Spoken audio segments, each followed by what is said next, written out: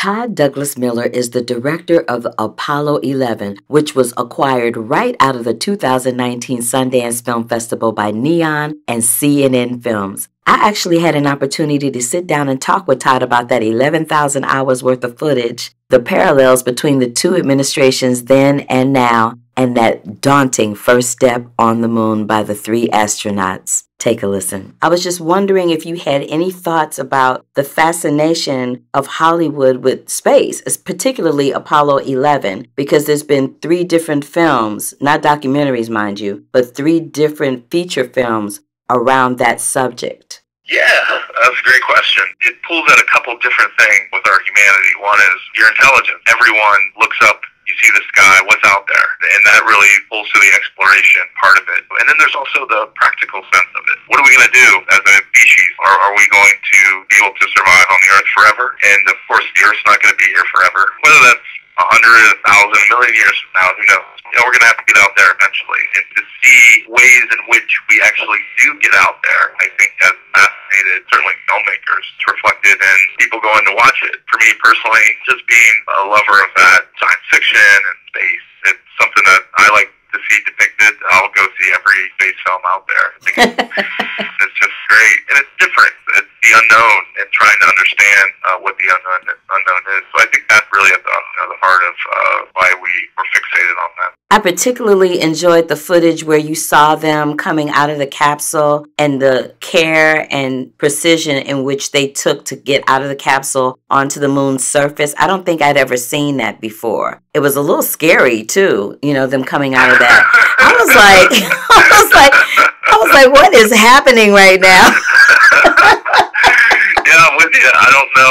Particularly when I see it on an IMAX screen, it always gets me when Armstrong's coming down the ladder. Yeah. That scene in particular, we just wanted to just let it, breathe on its own. I'd always seen it depicted in fiction and nonfiction as kind of this big, kind of bombastic scene. I was always curious as to what was it really like, though? That moment, because it had to be terrifying. I mean, forget about landing, but then just stepping outside and walking down that ladder, first steps on another world, that would be very intimidating. That was totally the part that you are. Right. That was totally the part that got me, because I was like, I had seen so many different things around that, as we all have over the decades, but I'd never seen that, and it never even crossed my mind how dangerous and daunting taking that step onto that surface is, because it's not like you're getting out of an airplane walking, down the ramp. It's a completely, you know what I'm saying? It's like a completely different thing happening. I had never seen footage of all those thousands of people on all those different surfaces watching the moon landing. I thought, wow, the footage that you provided, which was, I think, over 11,000 hours of footage. There was the footage, which was basically like we're still trying to figure out exactly how much there was, because there was so much as far as the footage goes. There was the large format footage, and then we had all the 16, 35 millimeter, a lot of TV stuff. So that, was in the hundreds of hours. So the audio alone, we were given access to just the mission control was 18,000 hours of Project Apollo. 11,000 hours of that was specifically Apollo 11. And that was just the guys in mission control. It was a lot to get through. And speaking of mission control, we saw glimpses of this in the other films that I alluded to at the beginning of the interview, particularly in Hidden Figures. They show mission control and all those people that are in there, but you really don't realize that there are thousands of people that go into making those moon landings successful, making those missions successful. You don't realize it. It takes an army of people to put men up in space and bring them back safely. That was very daunting as well. I thought, wow. That's really like the biggest takeaway, is that people don't realize that this was hundreds of thousands of people spread across tens of thousands of companies that all came together for this one purpose. It was never lost on me while we were working on this project. How many people it took for us behind the scenes just to make the film was nothing compared to what it took, put a person on the moon. It's all working together as one. It was very astonishing to me to think about every time we were working on just watching them do their work.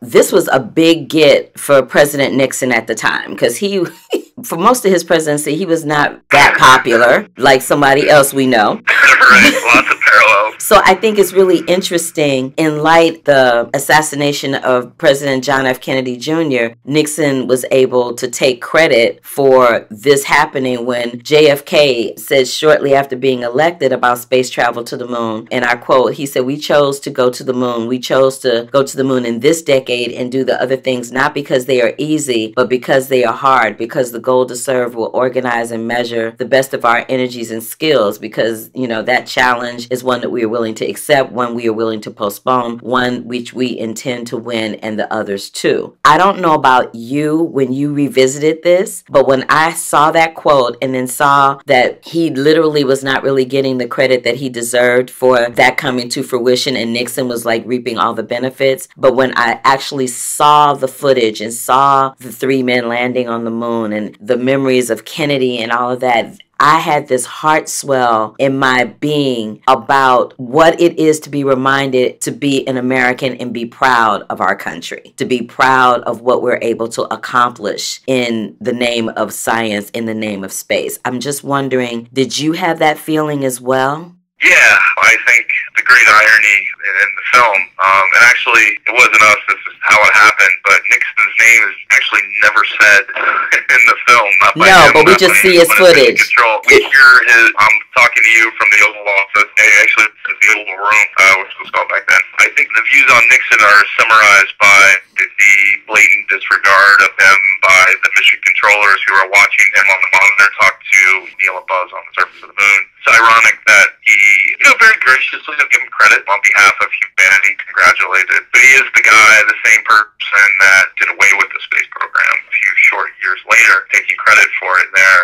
If we frame it in that he represents the presidency and everything that it stands for, the accomplishment in that moment of putting someone on the moon, political dances go away, they melt into the background, something like that happened. There was some informal polling that was done by CBS at the time during Butler Cronkite's broadcast where he mentions on it there, before the launch, around 50% of Americans were actually for the space program. By the day after the launch, just the launch, that number had risen to 70%. And on July 20th, the day of the actual landing, that number had risen to 90%. And it just echoes that commitment by JFK earlier in the decade to do something, validate that accomplishment, and also, like I said before, reinforces the idea that when all of these people can come together, we have the capacity to accomplish something great. And JFK fueled all of that.